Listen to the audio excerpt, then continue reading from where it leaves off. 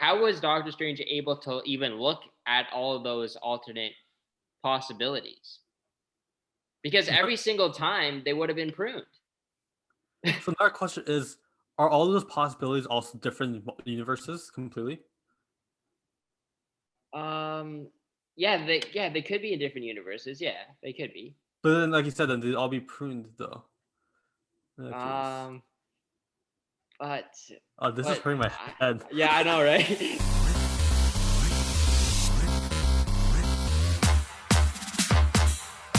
Welcome back to Unlimited.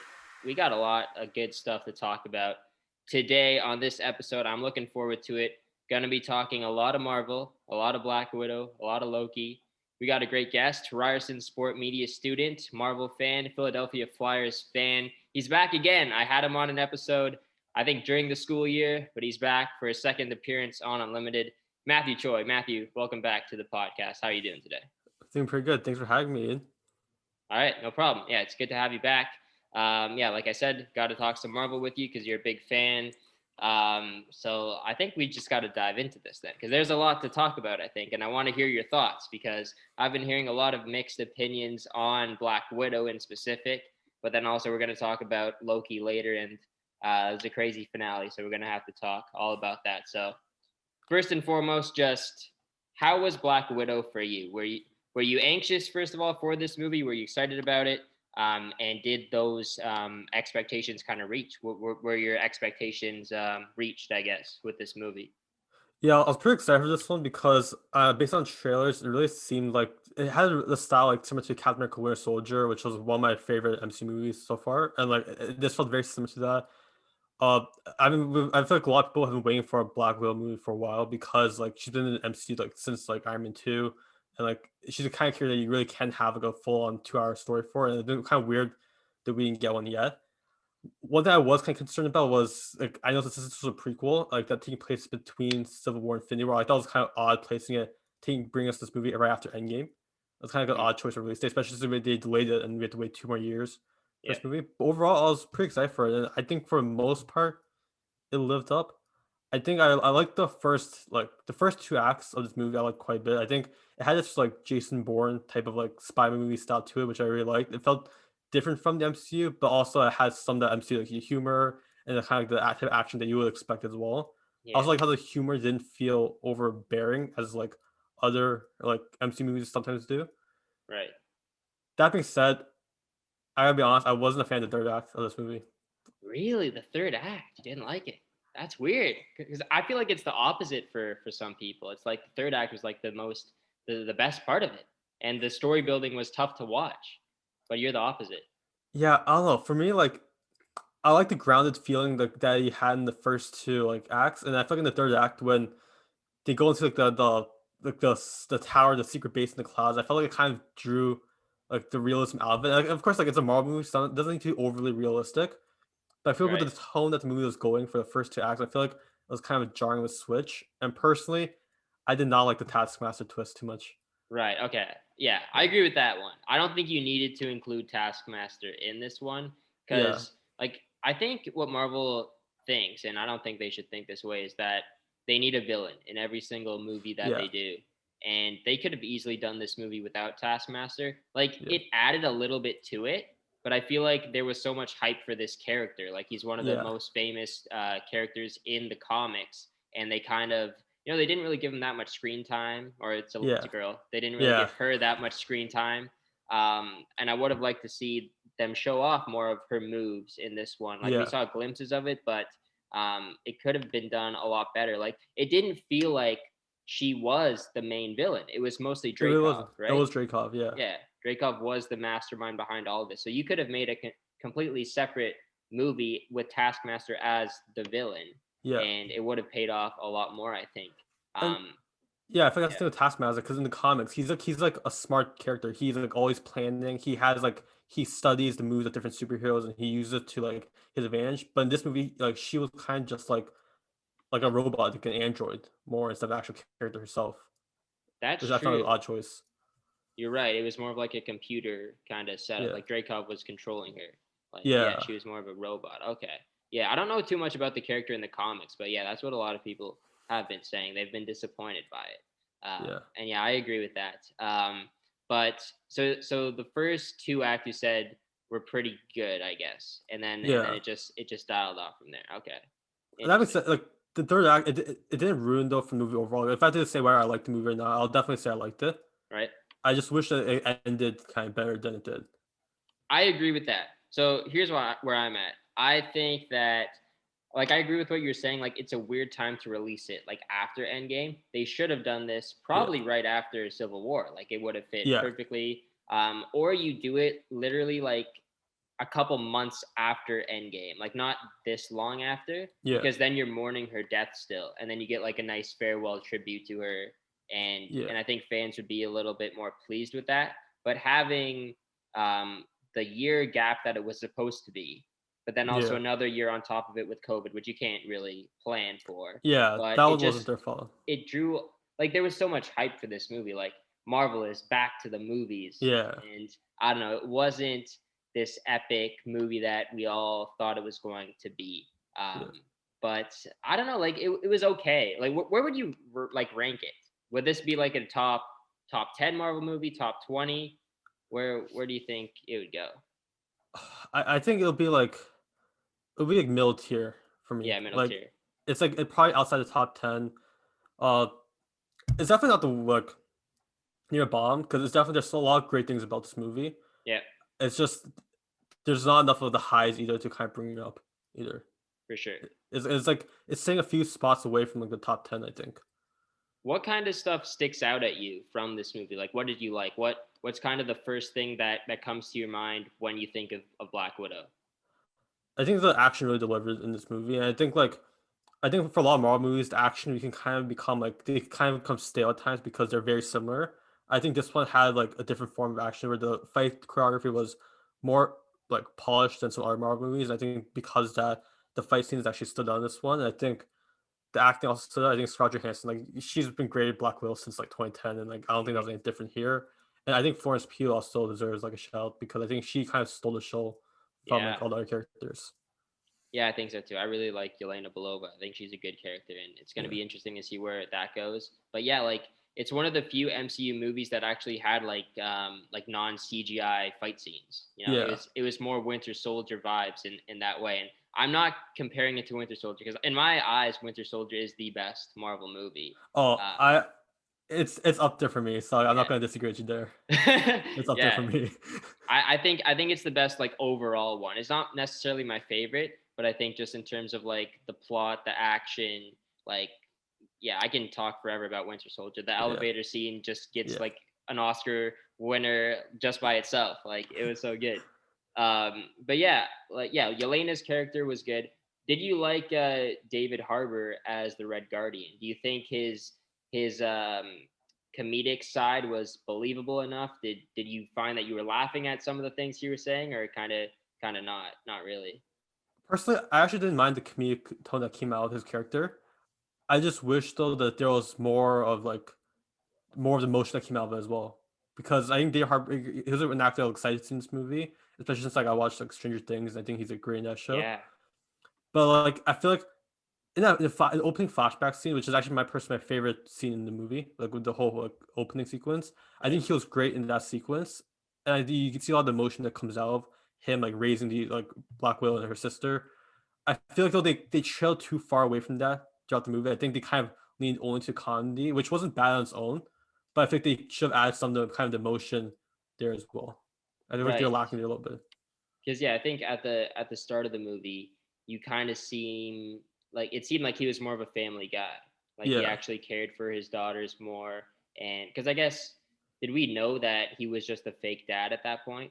We didn't really know. we weren't really sure. I Yeah, think. we weren't too Yeah, sure who exactly this guy was. But then yeah, as the movie gets going, it's kind of just like it was a joke to him. Those three yeah, years in Ohio was terrible for him, and he was making that or not. He was kind of like insulting Yelena in that way a little bit. yeah, He said no offense, which I kind of found pretty funny. yeah. Um, but yeah, I liked his character.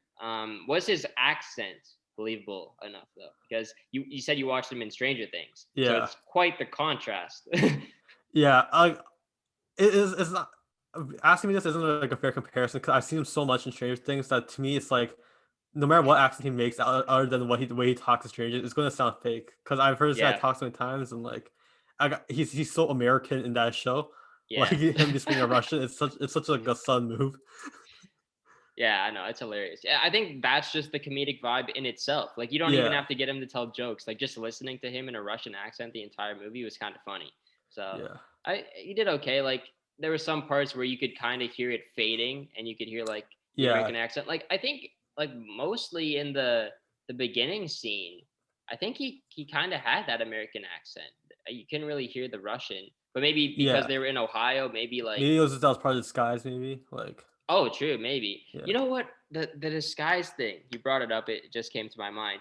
When they're in the red room and they swap faces, Melina yeah. and Natasha, why did they keep the same voices though? Like they switched faces, but they were talking the exact same way as the actor. Like when Natasha or like disguised Natasha walked into Dracov's office, Yeah. it was actually Natasha, but she was talking like Melina. So did she just like mimic the accent perfectly? Like, I th- I think that device maybe makes you like change their voice for oh, you. 'Cause I remember from Captain Winter Soldier, they used the same device. I think in that movie when she right. was pretending to be a shield agent or Oh one yeah, of at the the end cast of it. members. Yeah, right. So I'm just taking a guess here that maybe it mimics the voice, but I mean like nothing on that's been confirmed. So Yeah, is that's a big plot hole. If yeah, they gotta explain that. Yeah, but maybe yeah, the device, I guess. Yeah, I mean, Melina must have some pretty high tech from working with the Red Room, so maybe there's something. at this point, Marvel stretched so far how believable the technology is that at this point, like we could buy into anything. Like Exactly. Yeah. Yeah. Yeah. We can't really look too much into it, I guess. Um, but yeah, there were a few unanswered questions in this one still, especially near the ending, I would say, because I think in trailer footage, especially when you see all those trucks kind of yeah, just pulling up on Natasha, you're expecting that to be maybe the big battle, and you see Ross like stepping out. A lot of people were saying that Ross looked de-aged as well in the trailers. I remember that. Yeah, I but remember like that. no, he wasn't Yeah, de-aged at all. There was no flashback. It was just he did look a little bit different though. yeah. I think it was the mustache maybe or something. It was like That could have been it. That could have been it. I don't know honestly. But how in the world did Natasha escape? Why didn't they show that part? Because I was so ready for that scene. Like even if it wasn't a battle, just like her talking to Ross or her trying to escape from Ross. Were you disappointed It in that? I was, and I was so confused on why they just completely cut that entire section out. I really expected that to be like, some huge moment in the movie.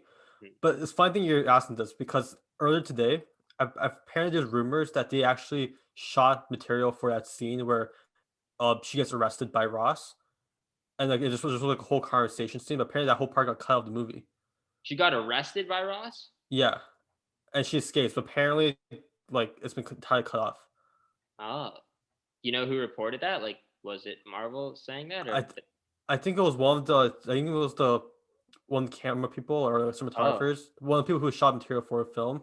Apparently, they had a final scene there, and they decided to cut it off earlier though.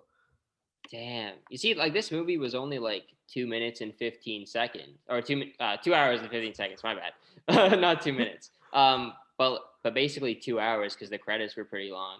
Yeah, They could have extended that. I wanted to see another like 5 to 10 minute scene there. Like even if it's not a battle, like I said, just like Natasha giving like a big hero speech to Ross or yeah, something, and Ross having to let her go because the I thought there would be something that made her death even more emotional to us, you know? And I yeah. guess this movie did that in some way, like the relationship with her sister and actually finding like her family again or like her fake family, like coming to terms with that and kind of rebuilding their relationship.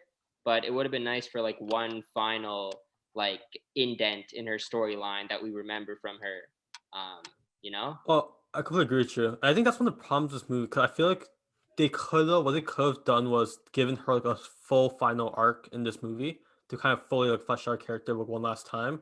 But I think maybe because there isn't a huge gap between Civil War and Infinity War, where it's where we last seen her, like they couldn't really make her character change too much, so there wasn't really much they could do with her that we haven't already seen before.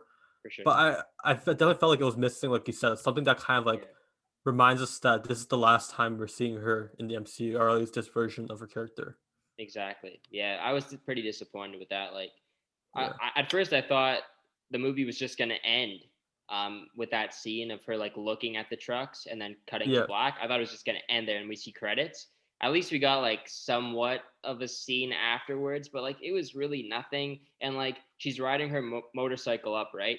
yeah, And she puts that aside. She wakes up her guy, um, and he reveals the big Avengers Quinjet. How yeah. don't you see that when you're riding your motorcycle on the way up? Like it's huge. And they made a big reveal out of it. Like she turns her head and it's like, whoa, it's gigantic. Like you can't see that when you're driving there. I don't know. Well, it's the movie. It's a movie for a reason. But Yeah. realistically, I think you would see a giant spaceship or plane. You know, I don't know. I tell you, now if I ever go rewatch that scene, I can't unthink that now. Like, Seriously, like it was huge, and like he just like points over to it, and then she turns her head and is like amazed. But she definitely saw. She had to have seen that on the way up. But I like how they tied in the blonde hair at least at the end. yeah, Like they and the showed vest as well. and the vest. Yeah, the vest is good. I like that scene in the car with Yeah, Yelena. That was pretty funny. I like Yelena's character a lot. I think yeah. the comedic aspect, her making fun of Natasha's fighting pose, and then doing it, and then saying it's disgusting. Um, I think with her character, they struck the right balance between like emotion and like comedic tone. Like they had the right balance for her. I think. Yeah, because she was probably the character that was most affected by that mission in Ohio. Yeah, Because she was the youngest, she didn't know at the time what was really going on, um, and then they kind of just left her like she was in the red room her entire life. yeah, Um, so and then yeah, just to have that comedic vibe kind of helped her character, I think. So yeah. yeah, I'm excited to see more of her. Before we jump to the end credit scene, do you think Marvel should do more prequels? Because I think we've heard Kevin Feige saying that there will be some more characters getting prequels, but who would they be? Would it be like a Thor potentially? Could it be a Captain America? Could we finally see a Captain America versus Red Guardian battle? Do you think he was lying too when he said that he Oh, fought Captain America? oh, he had to be lying Yeah, because at least, at very least, it would be a different super soldier who wasn't Steve Rogers. Because we learned right. Falcon Winter Soldier that there are super soldiers throughout the years, not just Steve Mhm. Rogers. So it was probably one of them because Steve Rogers was under ice like Yeah, throughout Ray Guardian's exactly. time. Yeah, Yeah, so he was definitely lying. It wasn't Steve for sure. Could it have been as Isaiah Bradley? I don't really know when he got arrested, but he was in prison for 30 years. So yeah, that doesn't really make sense. Um, like maybe the Red Room did something to Alexi's mind that makes him think that he fought or maybe Captain he's just America. Or, delusional. yeah, Maybe, maybe he's just delusional, or maybe he's just he's trying to impress the guys in prison or yeah, something, or I don't know, but I mean, this, or something to do with the multiverse, which we'll talk about yeah, later. Maybe in a different universe they fought each other or something.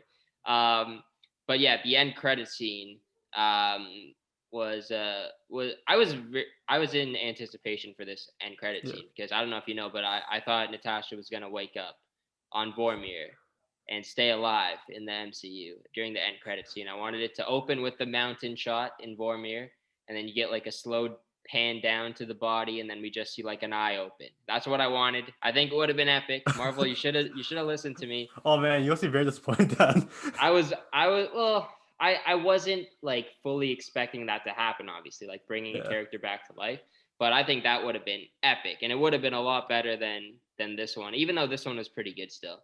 Yelena going to see Natasha's grave, even though the body is technically still on Vormir. So you don't have the yeah. ashes, you don't have the body. It's still on Vormir, I would think, unless someone brought it back, but I don't think so. I doubt that. Yeah. So, and then we get a final whistle from Yelena to Yeah, to Natasha, I guess. And I was hoping for a whistle back there as well from Natasha, like coming out of the woods or something. Didn't get that. And then we get a sneeze from none other than Valentina, played by Julia Louis-Dreyfus. So that's kind of where we ended off. And what did you think of that scene? It's really funny because apparently we were supposed to get this before her appearance in Falcon Winter Soldier. Yeah. So, I mean, it worked out perfectly fine. I think her introduction in Falcon Winter Soldier still made this introduction like equally impactful. Mm-hmm. I'm really interested to see what they set up because I really think that they're setting up this sort of like Dark Avengers team because we know that she's already recruiting a U.S. agent or John Walker as like her version of Captain America. She is already so she drafted a new Black Widow on her team. So Yeah. I'm kind of curious to see. New Black Widow. I'm excited to see what they do with these characters, especially since I'm a fan of Julia Louis-Dreyfus because I watched Seinfeld and like I know her as Elaine from Seinfeld. Yeah. So she's I know everyone's a comedic actor, so it's kind of interesting to see her in this like villain type role in the MCU. Yeah, it's weird watching her in this more, I guess, serious tone. But there is some of that comedic side to her still, I think. Oh, there is definitely. She has like this like that Seinfeld or Elaine laugh you've seen that show. Like she has that in this movie as well. Like, you can see it. Yeah. Yeah. And then Yelena was kind of giving her like a serious face after that. I think she said something jokingly. So she's trying to recruit Yelena, or I guess Yelena has been working for her for probably 5 or 6 years, or did Yelena get blipped and then it's only like 2 years or something like that. So we don't know. It's an amazing thing because we actually don't know anything what happened in the 5 years, or we know very little still what actually happened during that 5 years. So it could be honestly either one. Yeah, exactly. So we don't know how long they've been working for each other, but that would be a cool movie to see, like something that happened in the 5 years as well. Because that maybe that answers the question about the power broker as well, Sharon Carter. Yeah. Who knows if she was actually blipped or not.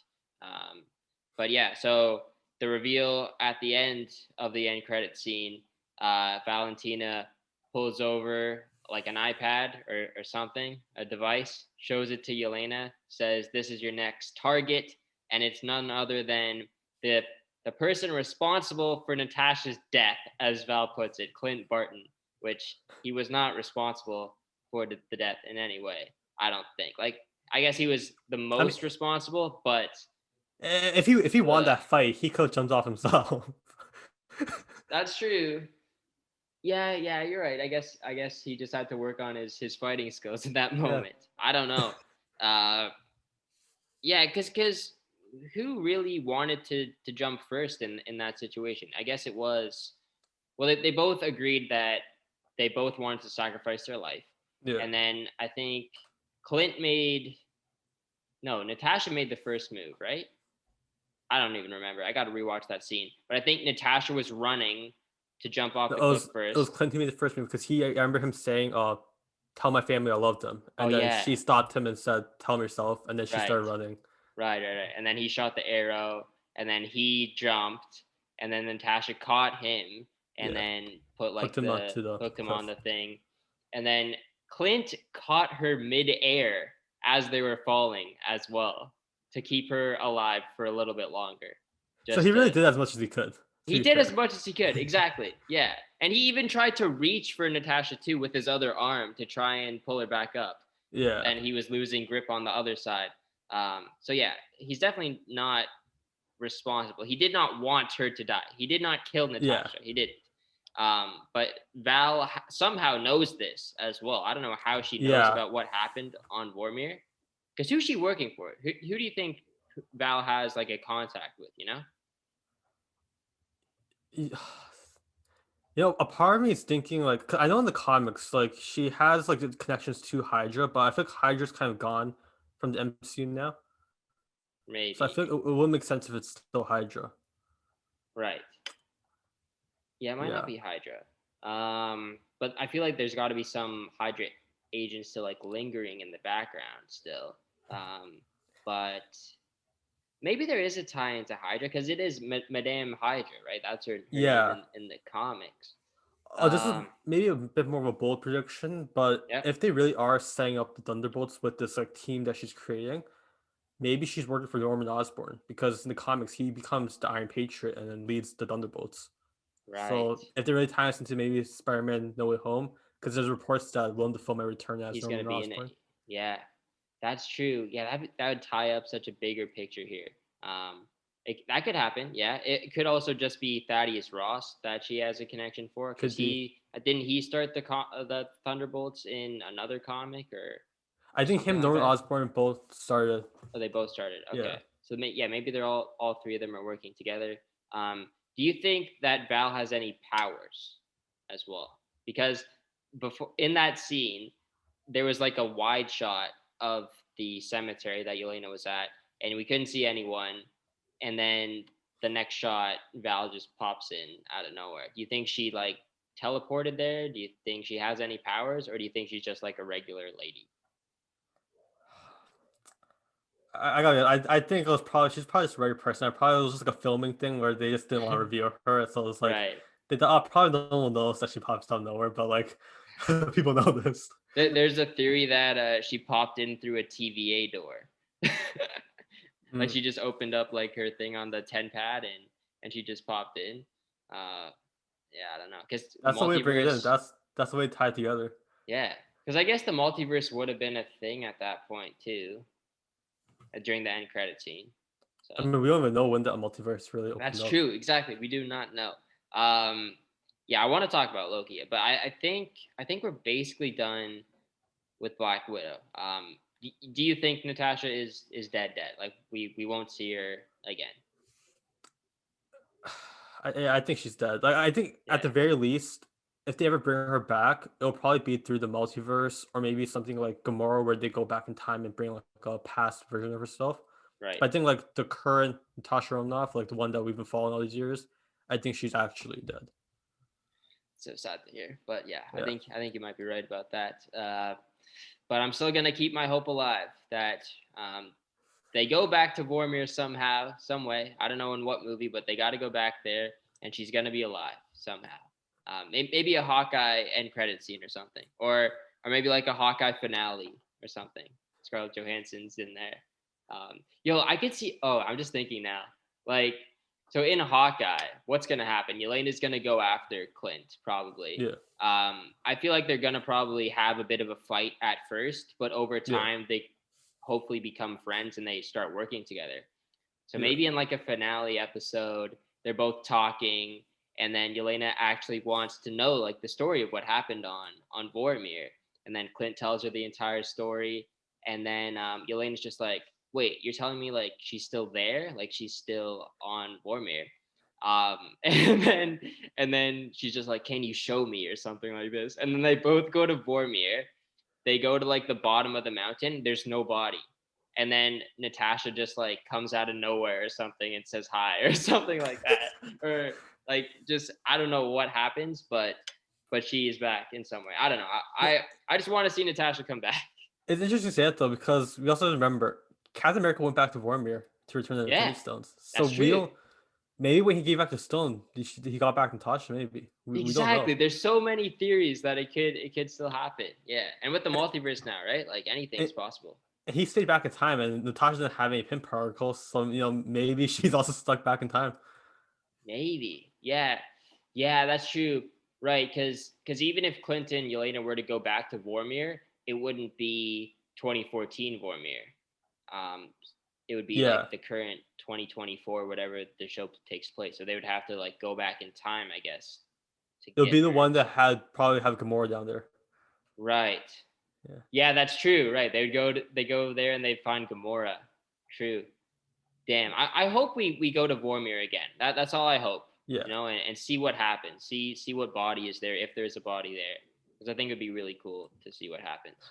I'm so mad we never got to see Captain America reface a Red Skull in Vormir. Yeah, that's true. But I think there is a Captain America movie in the works with Chris Evans. There is, I Yeah, think so, or there it's rumored is. at least, right? It is rumored that they want to get Chris Evans back in. I think the Anthony Mackie Captain America movie is confirmed. It's Yeah, gonna come.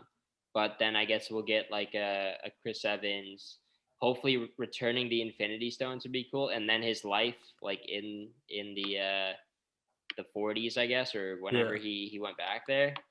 So yeah, let's hope. I'm excited for the possibilities. What Marvel series or movie are you looking forward to the most now? Oh, probably for me, it's Spider-Man: No Way Home. Yeah, Like, just as like a long time fan of the Spider-Man character, like I just, and especially all the rumors that all the previous versions are possibly coming back here. yeah, It just excites me a lot. it's got to happen now. They've Uh, there's been so many rumors. If Marvel doesn't pull it off, then it's going to be a letdown. So, how about you? Which one are you most excited for? that one is got to be probably the most exciting as well. I'm excited to see what happens with Thor as well. Yeah, I don't know where they're going to take his character, and I think that's going to be exciting to see. Jane Foster becoming yeah, Thor, um, but Doctor Strange too as well. Like if they yeah, got Wanda in there and Loki in there as well, Tom Hiddleston, it's gonna be insane, and that'll be after Spider-Man: No Way Home, which we know Doctor Strange will be in that one as yeah, well. So I feel like between like WandaVision, Spider-Man: No Way Home, and Doctor Strange, it's kind of setting up something. And I guess you can throw yeah. the show that we're going to talk about next into that category as well, dealing with similar attributes with time travel and variants and multiverse stuff, and um, yeah, just going back to uh, Black Widow, I guess, for a quick second. Well, not really, but Jonathan Majors, the actor that was Yeah. playing Kang or the He Who Remains in Loki, he said he had no idea what people were talking about when they said he was going to be in Loki, and he ended up being in Loki. Yeah. So I feel like Natasha can come back in any way as well, because even if Scarlett Johansson says no, she's done with Marvel, they could bring her back. Same thing with Tobey Maguire and Andrew Garfield. Yeah. Like they got to keep their mouth quiet, but anything is possible. I mean, look, Sam Raimi's directing Doctor Strange 2, and if they're making Doctor Strange 2 direct by Sam Raimi and calling it Multiverse of Madness, there's no way Yeah. to not bring Tobey Maguire into that movie. I know they have to. Yeah, and apparently it's going to be a scary movie. It's going to be Yeah. like Elizabeth Olsen has said that it's going to be the scariest Marvel movie. But yeah, I think the only scary scenes that we've gotten so far from the MCU is Vision without the Mind Stone in WandaVision, Evan Peters with like all the bullet holes, and Yeah. then in the Loki finale, Miss This Minutes, minute. Yeah. Miss I knew Minutes you were jump gonna say that. scare. The Miss Minutes jump scare. It didn't really scare me though. Did it scare you? It caught me by surprise. I just didn't see it coming. Yeah. Yeah. I think I was just more in shock that it was Miss Minutes, actually. Like, I think that's kind of what scared me more. Yeah. Like, she was the one, like, she's in this castle. Yeah, I think my reaction was just like, oh my God. But yeah, some people were just like, whoa. I was like, what the hell just happened? Yeah, Like, I know. Yeah. Yeah, good on Marvel for getting us with that one. Shout out to them. But let's hope we don't see too many more jump scares, because I'm not that big of a fan of the jump scares. oh, same here. Same Yeah. here. Okay, let's talk about Loki. Loki, the finale was insane. The entire show was really, really well done. What did you think of this show, and where would you rank it out of the first three MCU TV shows?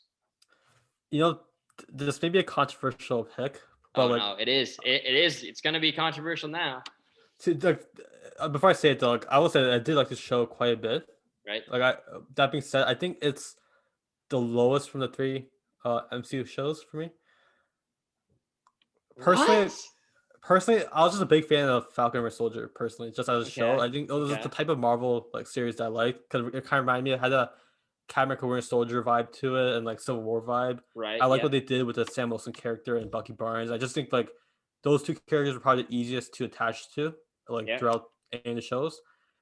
In terms of WandaVision versus Loki, I think WandaVision it had more of like that weekly like each week I'll be kind of like theorizing in my head what's going to happen Right. week after week Same. after week. I don't think I've had that as much for Loki, even though like I have to an extent.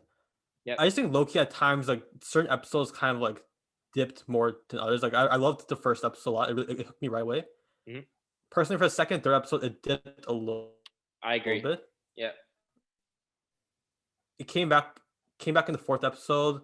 fifth was probably just as good as the fourth. And then, although I liked what they did overall in the final episode, I don't really like how they did it. I feel like at times it felt like they're more focused on setting up the future of the MCU instead of actually like, satisfyingly wrapping up the story. Which is, to be fair, since they are having season two, like it's Yeah, fair why they did that. But I just think as like a season finale, it didn't really wrap the season as satisfyingly as I hoped for. That being right. said, I think what they set up instead was more of the positive takeaway from the show.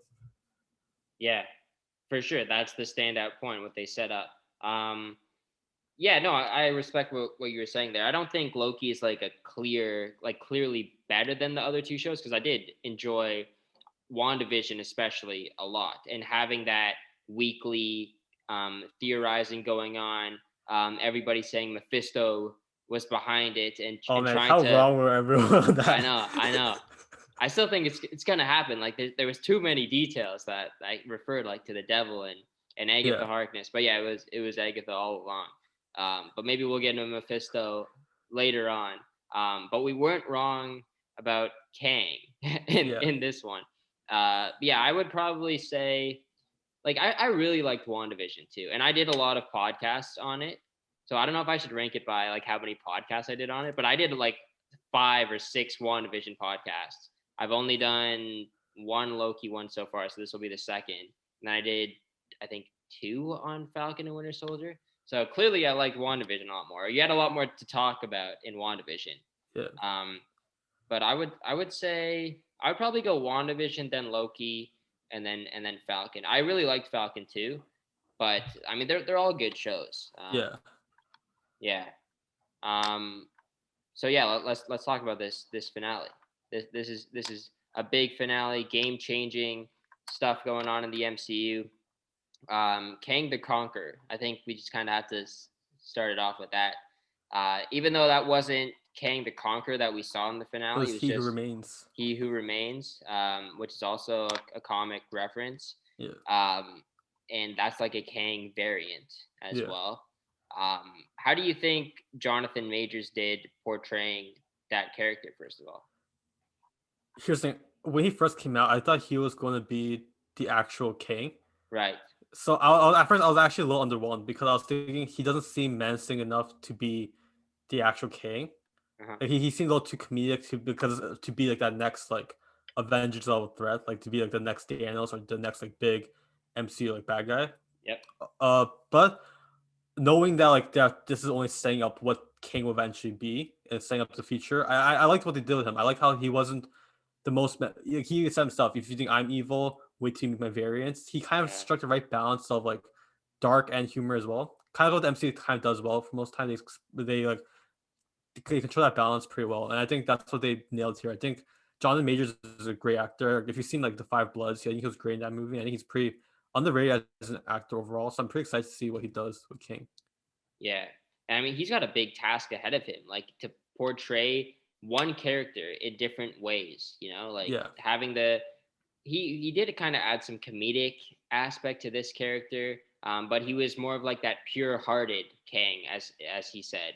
But yeah, now with his variants, there's going to be Kang the Conqueror, who is going to be as evil as Thanos. So we're going to see him being that nice guy, being the guy who wants to help and save the people or protect the people from himself, I guess. And yeah, then we're going to see him being the big bad who wants to, I guess, destroy everything and win the multiversal war.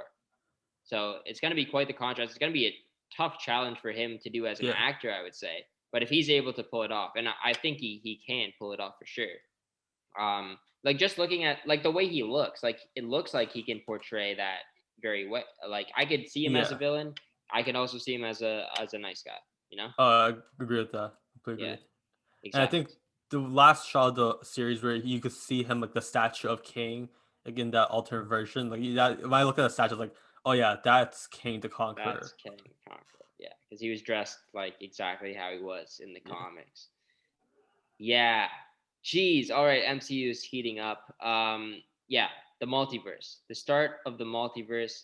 Um, where do I want to start with this? This is tough because like we don't know anything about the multiverse really. No. Like we know for sure it started from the Loki series. Yeah. We don't know when the Loki series really takes place because time works differently in the TVA.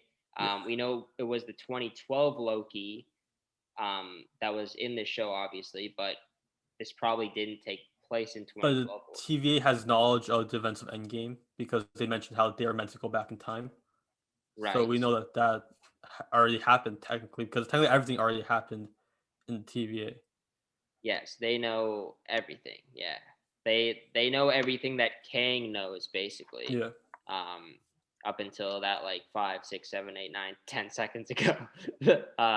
When they passed the threshold. Um but yeah, it's so when do you think it started? When do you think it started? Do you think we've been living in the multiverse this entire time throughout the MCU, or do you think it's just starting like after the events of Endgame? I think it's I think for it to logically work with the continuity of the movies, I think it has to be several months after Endgame because remember, Far From Home still takes place several months after that movie, and Right? we haven't seen anything in the multiverse in that one. Unless people argue that maybe J. Jonah Jameson was part from the multiverse, That's Daily true. Bugle, Yep. but down though, we're not really sure. That could just be the MCU's version as well. Well, what about Evan Peters in WandaVision as well? Because I that mean, took place what after. was that Pietro Maximoff or was that Ralph Boner? We don't know what That his character was. right. It was Ralph. It was Ralph. But why was it Evan Peters as the actor? Right. I don't know. Is there any time like Marvel doesn't do these things without a reason? Yeah, but There has to be a tie-in. a part of me still thinks that that whole Evan Peters one was literally just Ken Feige just trolling everyone. That's Like, true. Yeah, I think he said that like it was just a casting thing. Like we just casted him because he played him in the Fox movies. yeah, But I don't know. But that yeah, you bring up a good point with J. Jonah Jameson for sure, because yeah, that could be a variant or someone else from another yeah.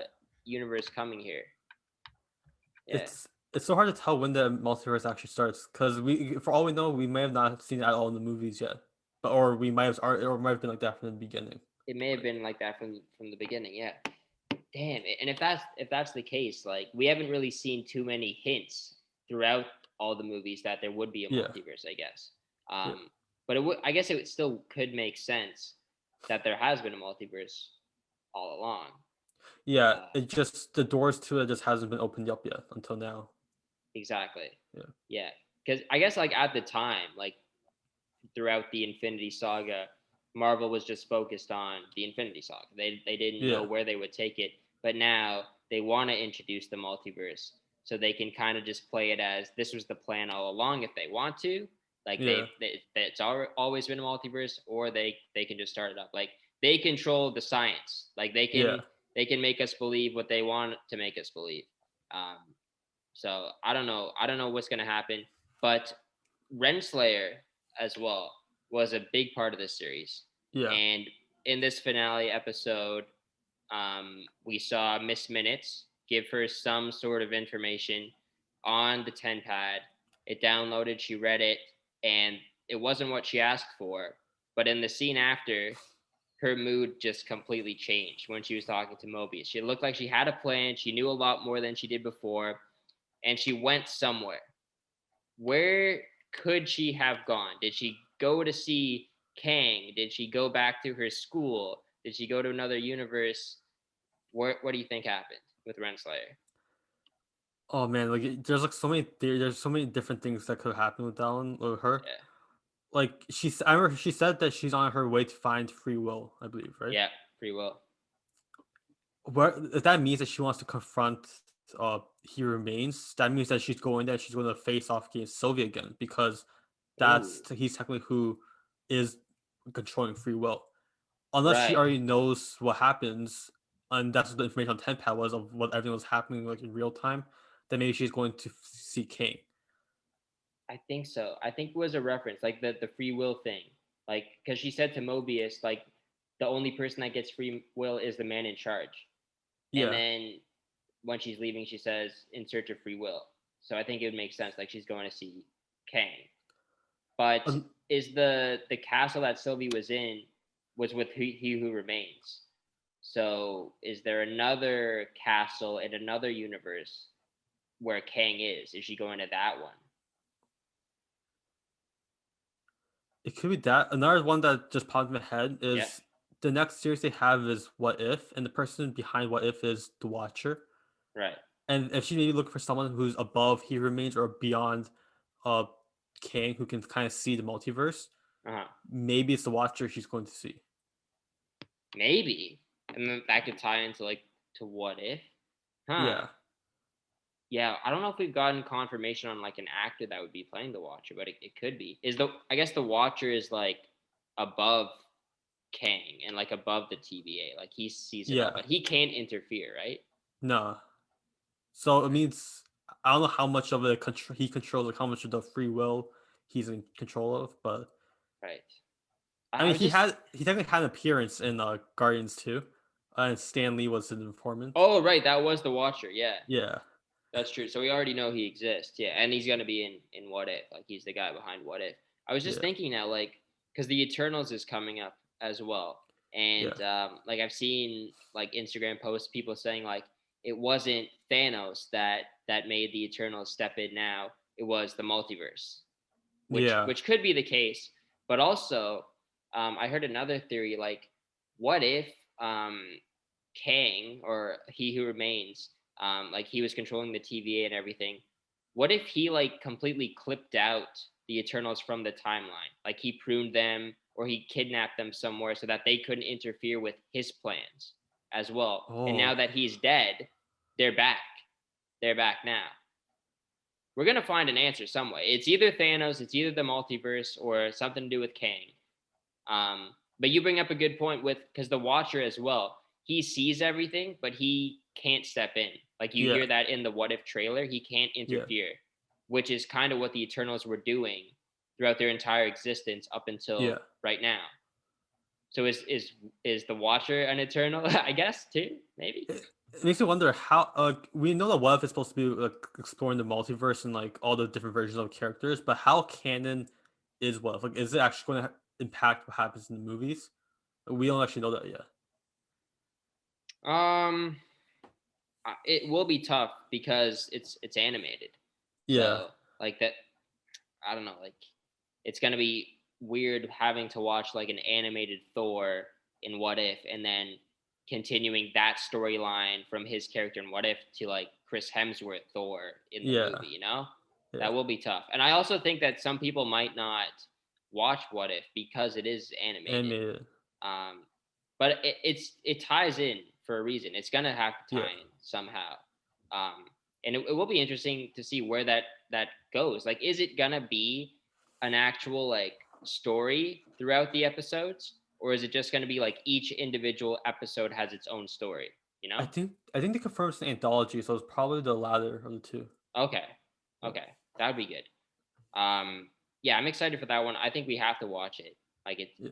it's gonna it's gonna be interesting because it'll explore different universes where different things happen. Yeah. Um, yeah, I don't know. I don't know. I'm excited to see Chadwick Boseman as a Star Lord. Like Yeah, yeah, that'll be interesting. That's his last performance. yeah. Yeah, Yeah. I'm excited for that one. Yeah, and his relationship with Yondu will be pretty cool. Because they've marketed, they teased out a shot of him like taking off the mask, like since like they first announced this series. Yeah, Like I that was like the first what if shot that we got of the show. So I'm kind of yeah, finally excited to see that like story play out. yeah. Do you think it's just gonna be like exactly Star Lord's story, or do you think there's gonna be like some twist to it? Like, is it just T'Challa swapping places with Star Lord and they have the exact same story? I mean, it has to be a little different because Yondu saved Pierre Quill because his ego was sent to Yondu to capture him. That's true, right? So the story will have to play out differently in terms of why Yondu like kidnapped T'Challa from Wakanda. Oh, that's true. Yeah, geez, that's gonna be a good show. That's gonna be really good. I'm excited to see Peggy Carter as As Captain America, Captain Britain or something. Captain Calling her. Britain. Yeah. Yeah, And then the Tony Stark one as well. Killmonger and Tony Stark together. Like, who would have thought? Like, it's stuff that you won't see in um in like a movie with yeah, actual actors. You know, they can explore more things because it's animated. yeah. So yeah, it's gonna be cool to see that. Okay, back to Loki. Um, why can't Mobius remember Loki at the end of the episode? And where did Loki go? Did he go to the same TVA or did he go to like a different reality TVA? And that was a sad scene too. Yeah. That was kind of a twist on it because I was expecting Mobius, Hunter B-15, and Loki to kind of like Make a plan work, to go make a for it. plan, and then that leads into season 2. But Yeah. no plot twist. They don't have any idea who Loki is. So where could he have gone? And then it's got to be a different TVA, right? Because Kang is in charge of that one now. Yeah. Yeah. It has to make a different universe completely, I think. Like Jeez. a Yeah. TVA within a different universe because we know that uh he who remains control the multiverse, but it's not like he remains. Maybe he create a different TVA for each respective timeline. Right. So this is probably just being a completely different timeline. I gotta say. Yeah. Probably. Yeah, because Kang is gonna be dangerous. So you think he created a TVA for each universe, or do you think he just created for one universe? I think he has. You know, it's really strange because they may have seen at first that the TVA is the one that's overseeing the sacred timeline, and they're keeping all the other timelines in check for not branching out. Yeah. But when you really think about it, like if you're watching any other Marvel movie like outside MCU, like the X-Men movies or the Tobey Maguire Spider-Man movies, Yep. those respective movies feel like their own timeline as well. They don't feel like branches of the MCU. There's its own thing. Something maybe each timeline is its own sacred timeline, and like so they each have the respective TVA. Each. Yeah, that's true. Yeah. Each. Yeah, that would make sense because in like the Tobey Maguire movies, we don't see like an Avengers tower or any reference Yeah, to. But then again, that was in like the early it's two thousands. So we thousands, couldn't at the time. right? Yeah, yeah. When did this? I feel like Marvel's plan really started in 2008 Yeah, with Iron Man. yeah, If they somehow reference like the Sam Raimi universe, like shout out to them, really. yeah. Um, yeah, it's my mind was just so confused after this episode, really. And also, like once they passed the threshold, like once they went beyond time and He Who Remains didn't know what was going to happen, you already start to see the branches coming out of the sacred Yeah. timeline. So was it really Sylvie's fault for killing him, or was like that already going to happen? Like the timeline was going to branch no matter what. Because at that point, as soon as it starts branching, Kang is alive. Like Kang the Conqueror Yeah. is probably alive. So Sylvie killing him probably just like confirmed that there'd be no way to stop it, but it already began in some way. Yeah, he already admitted that there was nothing more he could kind of do. Like they said, they passed the threshold. I don't think. I think what happened was inevitable. Like I think it was always Yeah. going to branch out, and then there's always going to be a point where he who remains knew he wasn't going to be able to stop it. That's why he was completely fine with Sylvie killing him or Loki and Sylvie taking his place. Yeah. I don't understand the deal that Miss Minutes proposed to Loki and Sylvie um like at the beginning when they entered the castle, because that's not what He Who Remains wanted. It seemed like he wanted to either die or get them to replace him in the TVA. But now, as I'm saying that, he knew what was going to happen anyways.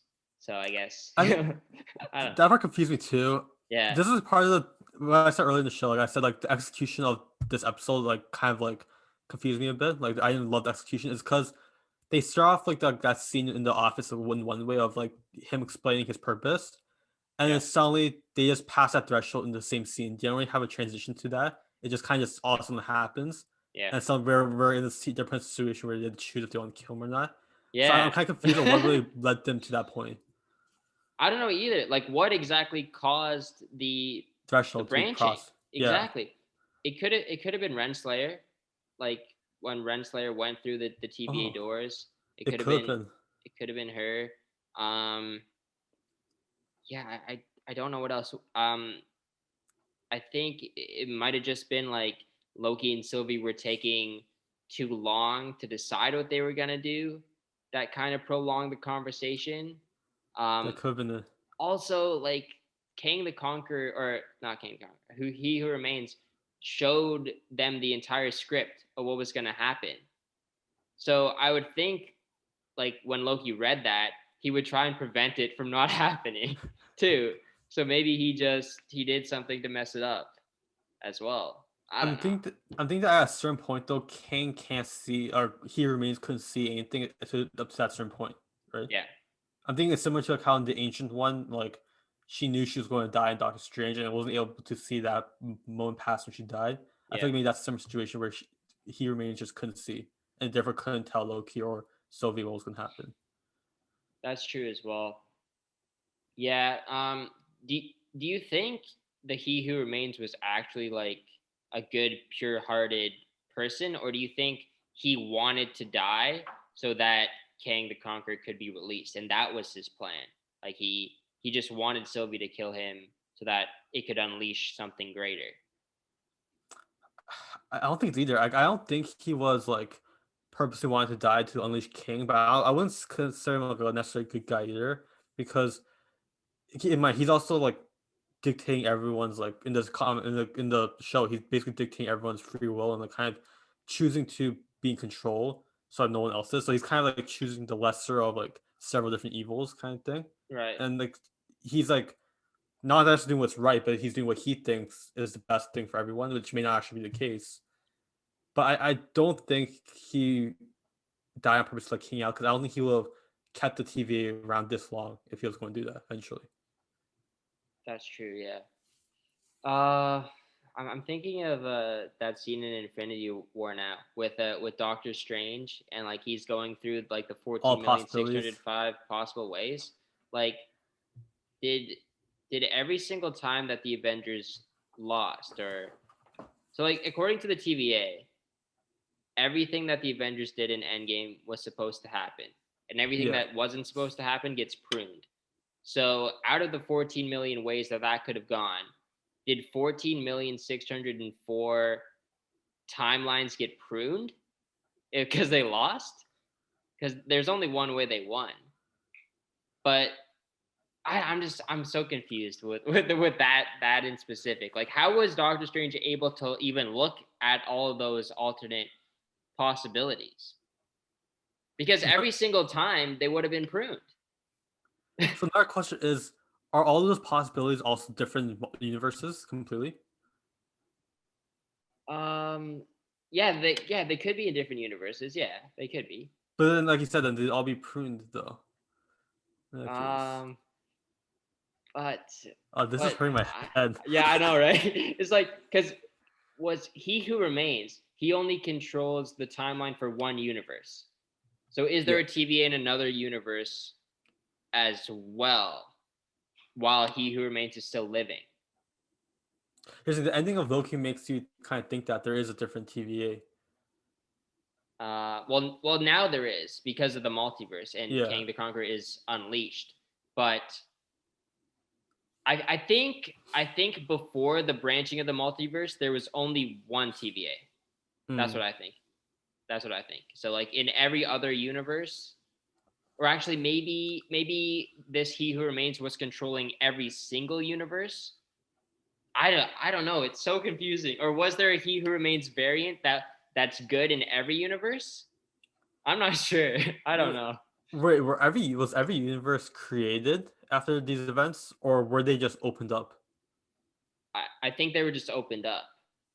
So then theoretically, all the other ones should have their own version of the TVA coexisting. I don't know. This is confusing me. Right. I'm confusing myself. Right. Yeah. It's very confusing. Yeah. I don't know. I don't know the answer to that question. And who would run those TVAs? Would it be the pure-hearted Who Remains, or would it be another Kang variant that's evil? I I mean, don't know. he remains even said that like if you think I'm evil, wait to meet my variants. Like, Yeah. how many variants are there, and are they all evil? Like, what made this like he remains act like his version of himself is kind of the champion of all of them. Like he came out on top, and that's why he was able to create the TVA and all that. Yep. But really, like, were all the ones he overcame as evil as King is going to be, or were there others like him who just fell short? That's true.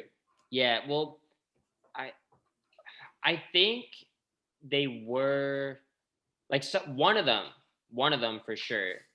I think there's only one Kang the Conqueror. Like there's only one Yeah. guy, like a Thanos, and the rest of them are bad, but maybe some of them are.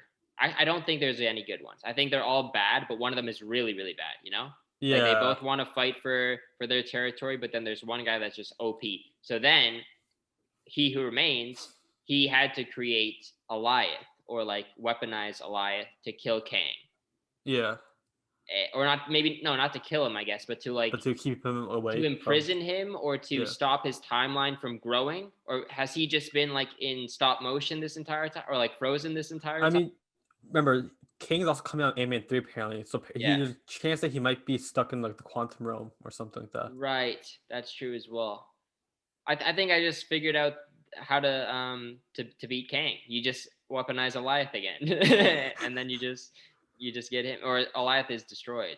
But oh man, yeah, you're right. This episode has been the most confusing. I'd say I don't even know what to say anymore. Yeah. This episode has been tough to follow and keep on track. Um, where let me just stick to the notes here. Where are we going? Oh, what could season 2 look like? See, like where do we even what do we talk about with that season 2?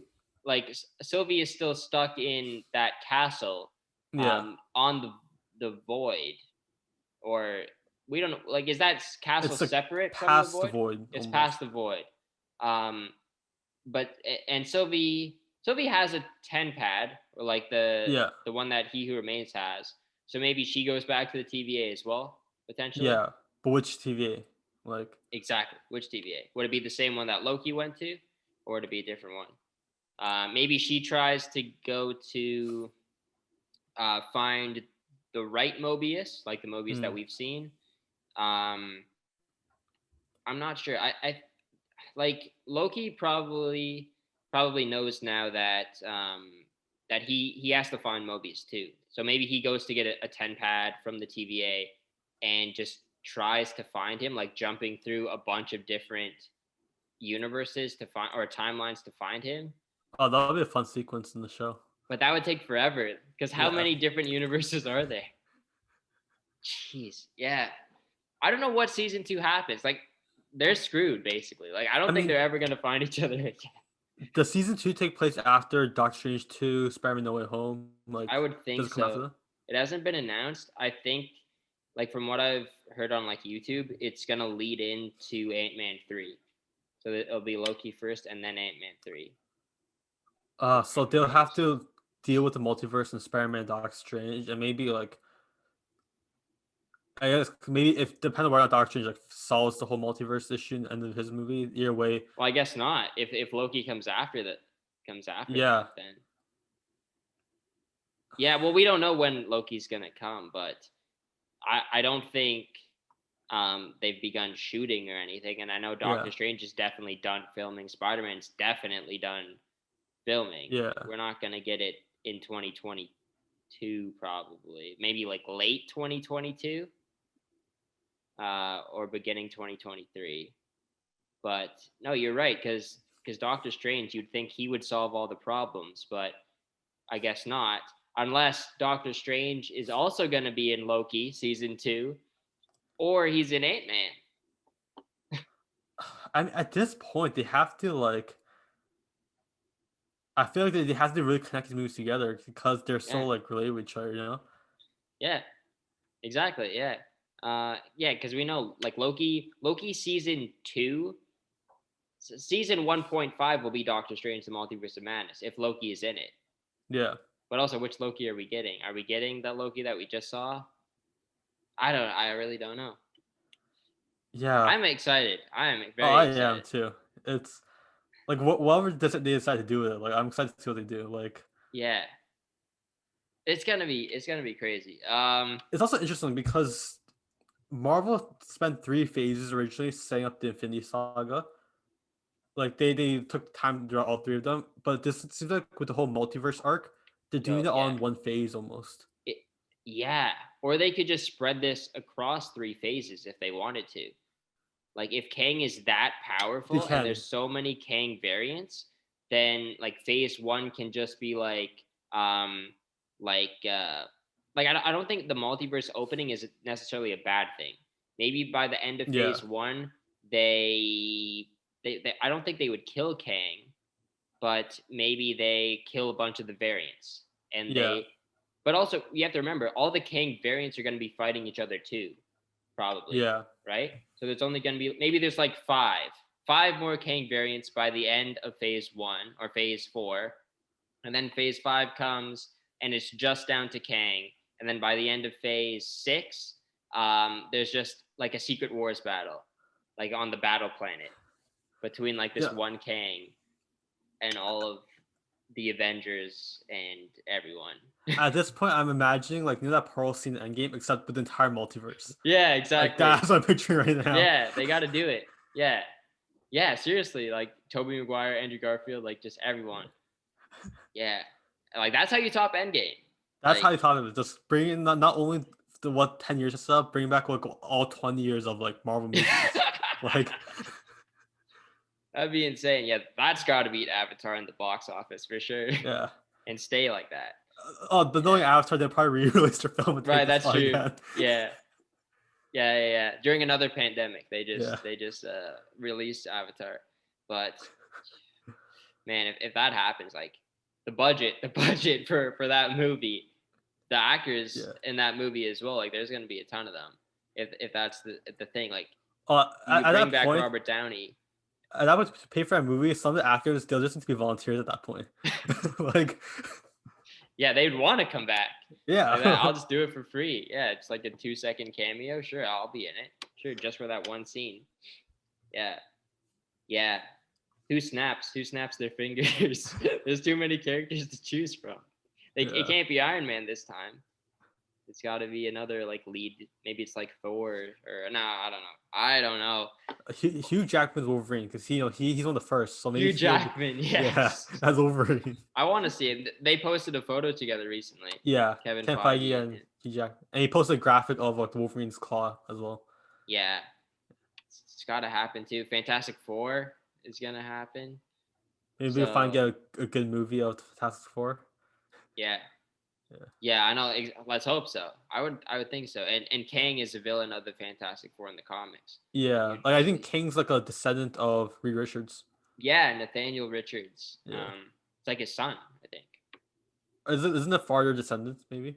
Or, is it? Okay. I think so. Or a variant of his son maybe. Oh. Yeah. So many possibilities now. Yeah. Like, yeah. My mind is blown just talking about this. I don't know where to go from here. Do you want to talk more Marvel? What else is on your mind with the MCU or anything else before wrapping up?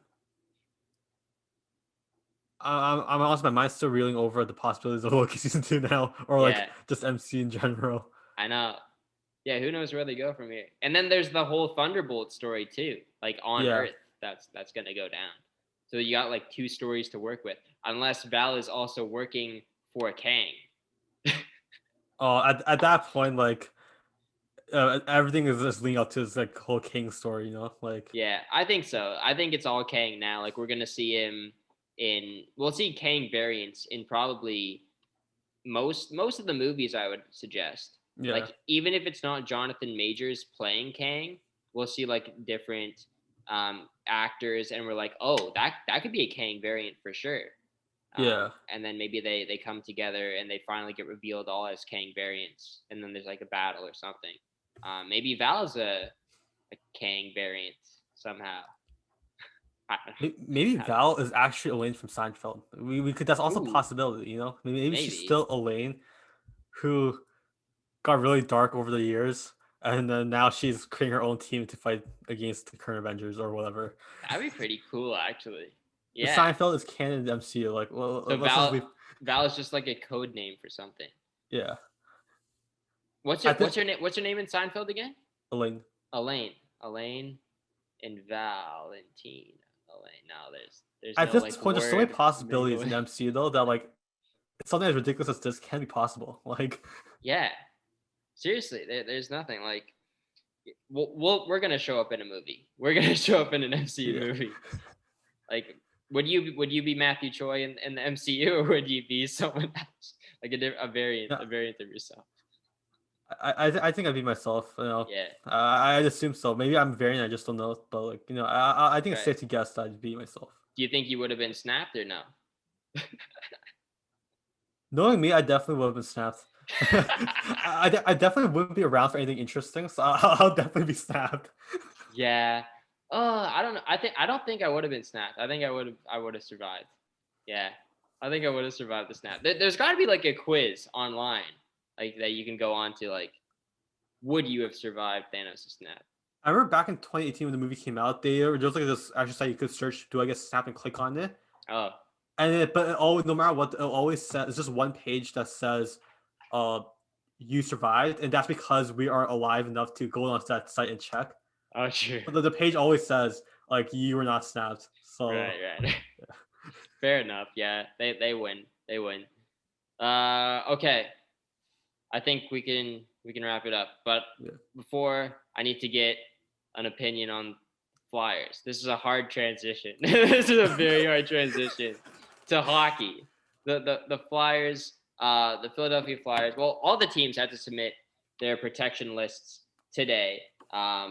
You probably know the Flyers protection list a lot more than me. I only know the big names on it: JVR and Jacob Voracek. But they kept, I believe it's Obey Kubel, was someone who was kind of, in the mix for being protected, and also he was a surprising one, I'd say. he was a surprise one, yeah, for sure. Kevin Hayes as well was protected. Yeah.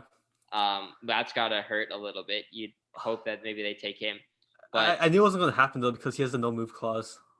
oh yeah, and the deadline to move that was Friday, right?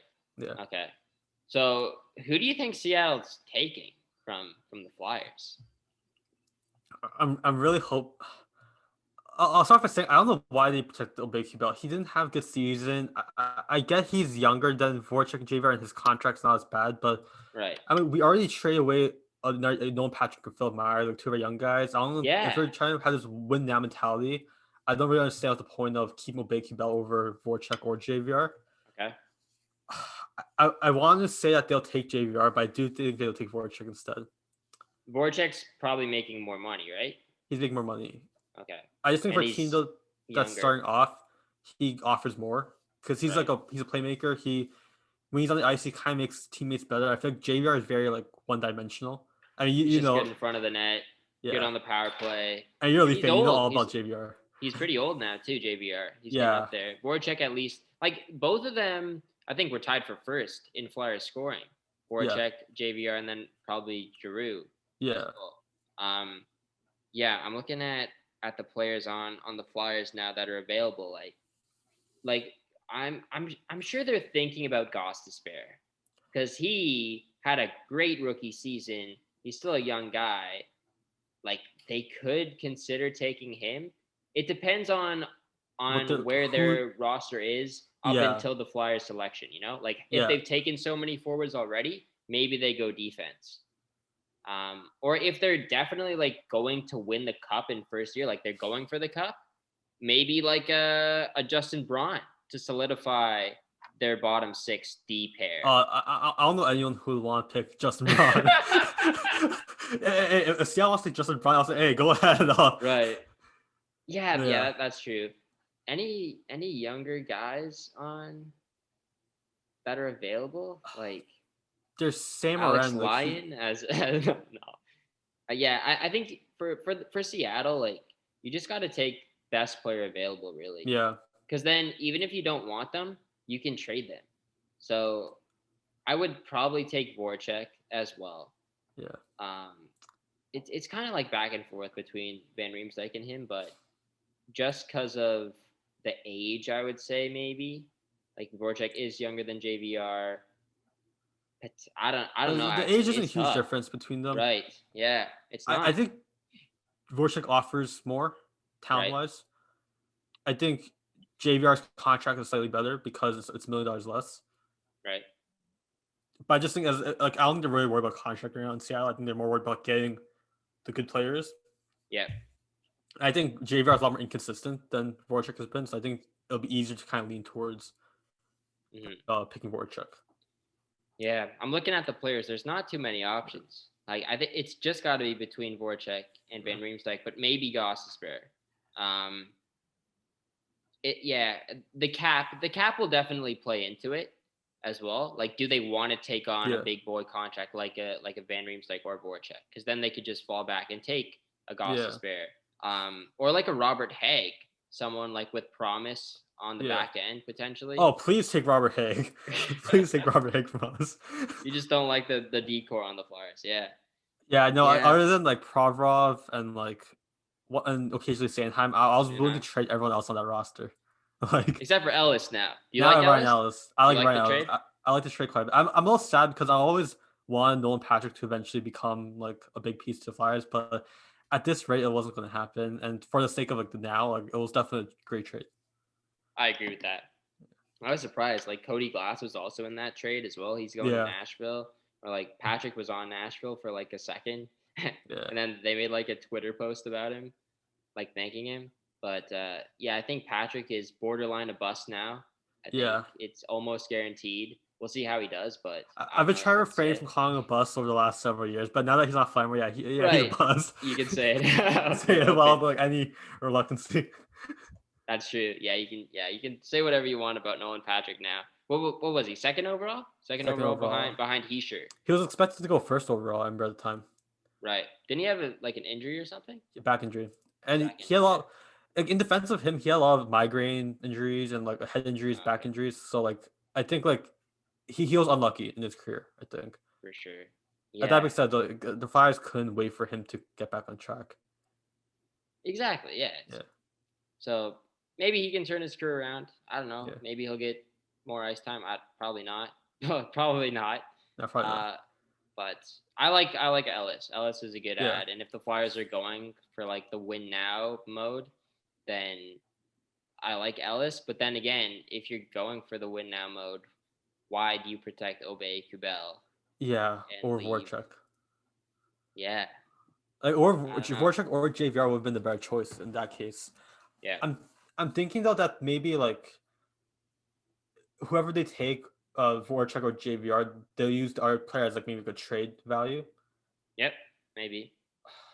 I'll Maybe I the don't Flyers also have like some agreement with Seattle saying like, okay, you can't take Voracek or something like that, and we'll give you some compensation later. And then they really just wanted to hang on to Obey Kubel, but in that but case, I don't understand why we'll just protect Voracek right, and then like trade him away. yeah, I don't know. I guess they just want to get rid of him. They don't like the contract. They want them to take him. Right? I Is mean, that is that is it as simple as that? it's not a great contract, but that being said, he's still like I think after like Drew and Couture, he's still easily like a third best player right Yeah, now, or maybe fourth if you depending on how the season that Provorov was having. But like he's still a top 5 player on the team easily. Like I don't understand the decision to like move on from him so quick. yeah. There's been a lot of weird like unprotected players, like and Yeah. Voracek is one of the biggest ones, but And St. Louis I don't has know what teams Tarasenko, are I believe. thinking. Tarasenko, yeah. Yeah. Like there's been in the room problems with him though, so I understand that a little bit more. Yeah. Landeskog as well was left unprotected, That's another big one. but he's a UFA anyways. So they might lose him. But then again, that's your captain. That's your Yeah. current captain. Even though he's not signed to your team next year, like it's kind of just saying like we're not gonna sign him. Like take him or someone else sign him.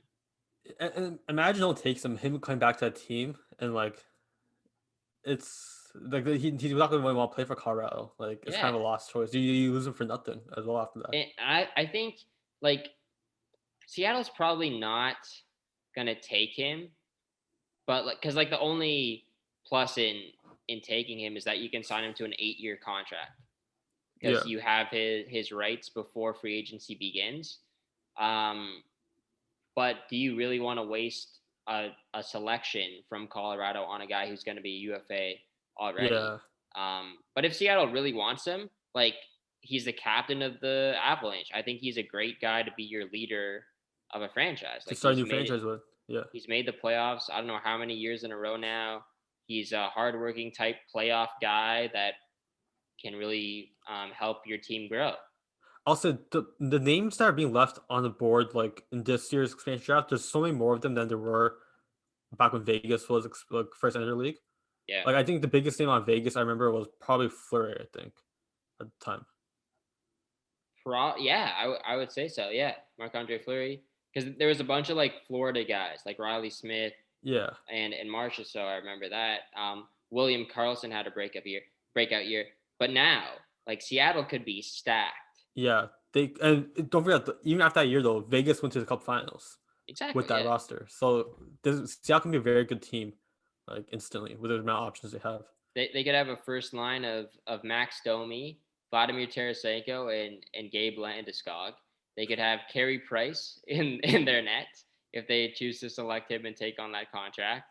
PK Subban could be Yeah, a part of their team. Like there's some good guys. I was like NHL like put out a post like notable players that Seattle can take, and there's a lot of good names on there. Like every single team has a good player yeah. left unprotected, so Who they're do you gonna get a good team. who do you think from the Leafs?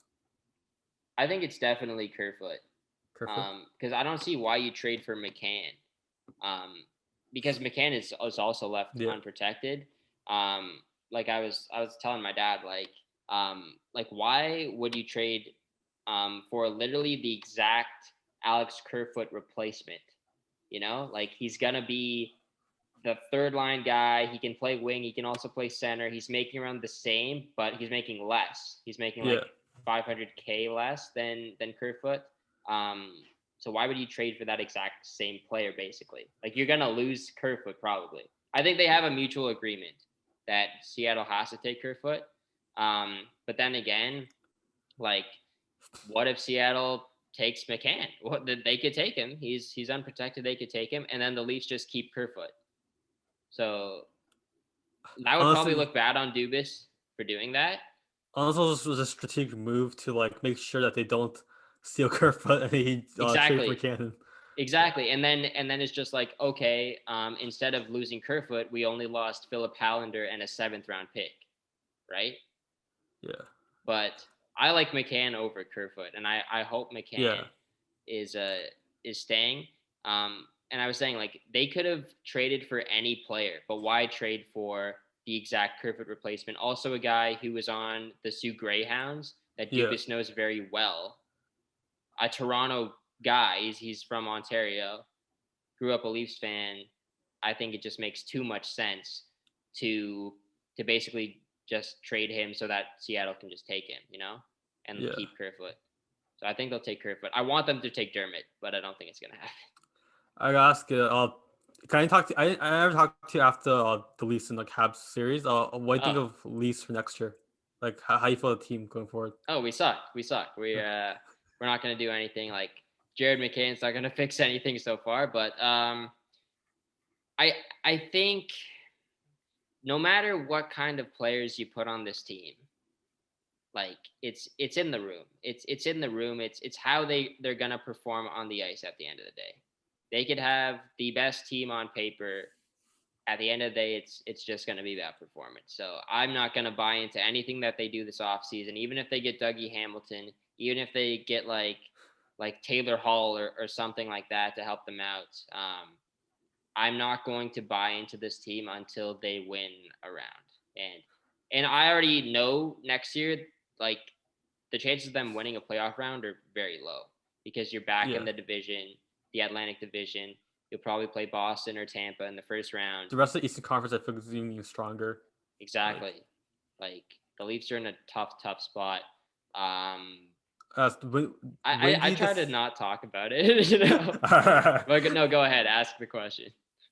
when do you pull the plug on Marner? Like how far do you let Marner be Marner before you pull the plug on him? I would have put him as an unprotected player in the draft. Take take him, Seattle. Take him. We'll clear up 10.9 mil. But would Seattle even take him? That's the thing. Would they want to bring on that contract? I mean, on Um, paper, like, it will be yes because he oh, has a oh, talent, for but sure. like, Yeah, it's definitely a yes because yeah, he's young and the contract isn't horrible if he scores more goals. I yeah. think, right? But just based on the playoffs alone, though, that's the only like, Based on the drawback. playoffs alone, Yeah, exactly. But yeah, no question. Seattle would take Marner for sure. That's like your franchise guy moving forward, probably. Um, you're not going to win a cup. You're not going to win a cup if Marner's your best player, but that's a good start to your franchise. Yeah. Yeah, I don't know where I'm at. Yeah, like I said, I just haven't really because like last year, I kind of knew what this team needed. Like I knew that Yeah. they needed more defensive depth. And they They got need that. exactly. They needed more of that like playoff style in their bottom six, and they got it in Simmons, I guess, Yeah. and Thornton and Spezza as the veteran presences. And yeah, like you said, they got all of that. Now what do you do? Right? Like I Yeah. like Jared McCann though. I think Jared McCann is like a comparable to I'm not he's not as defensively good as Blake Coleman, Yeah. but I think he's definitely more offensively stronger than Coleman, and I could see him working well on like third line left wing and being Yeah. that more like grittier type player, which is kind of what the Leafs need. But they're gonna need a lot more pieces for sure. Like they're gonna have to find a Kerfoot replacement to play center. They're gonna. Yeah. I don't really like Mikheyev on the third line anymore. Um, After this poor season that he had. Um, It's weird. He's a great skater, but he can't score. Like he his shots weak. Like it's exactly. The only bonus is he can kill penalties, and the yeah. Leafs need that. And his contract's pretty good too.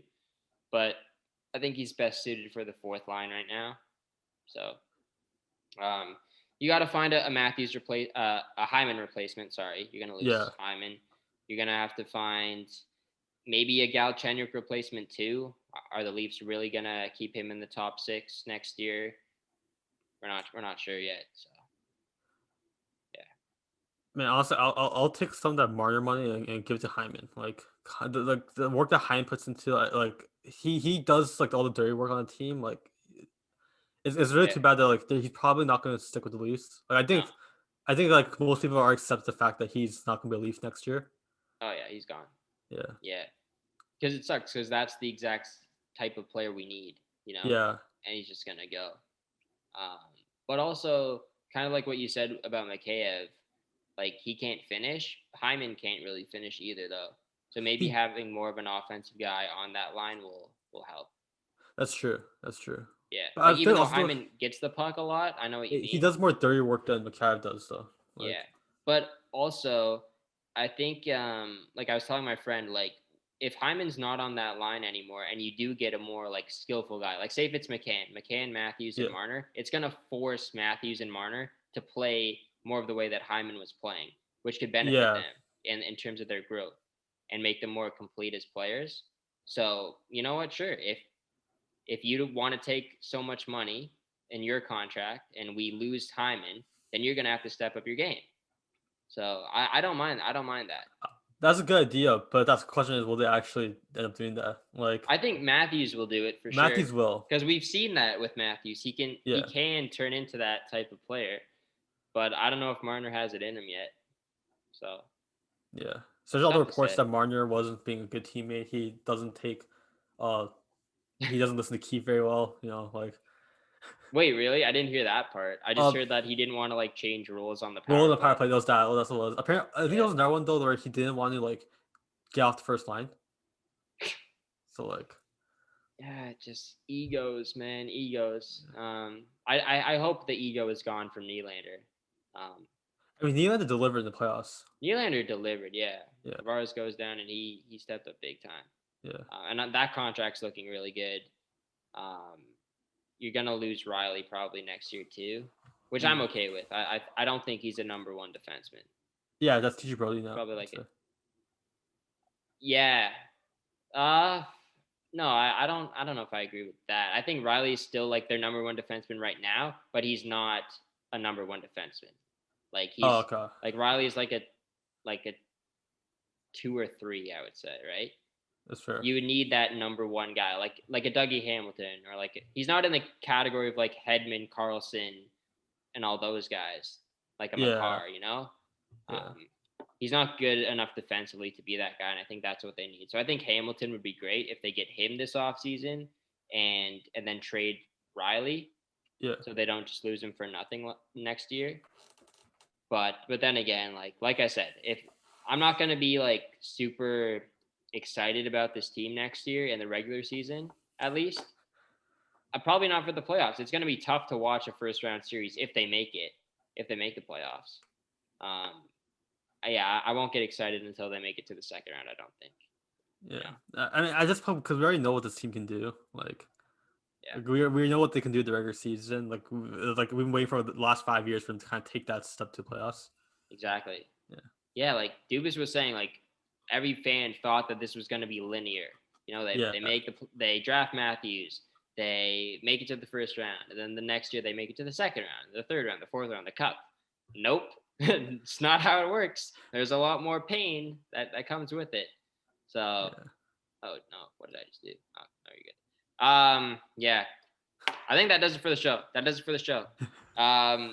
Yeah, we always have to include some Leafs talk here on Unlimited. Matthew, Choi, thank you very much for coming on. Any final words before leaving? Oh, just thanks for having me. I had a lot of fun talking about Marvel and hockey. Yep, yeah, the hockey part was my favorite there at the end. Yeah, no, it was a great show. I loved hearing your thoughts on Black Widow and Loki. You really know your Marvel stuff well, so it was a great show. Yeah, make sure you guys follow Matt on Instagram. I'll put all of his links in the description below. Follow Matt's podcast as well. Are you guys still putting out episodes with Evan? Yeah, we are. Every week we skipped last week, but most every week we do. All right, sounds good. So make sure you guys tune in to those subscribe to the YouTube channel, and we'll be back with a new episode very soon. See you guys later. Take care and peace. Thank you.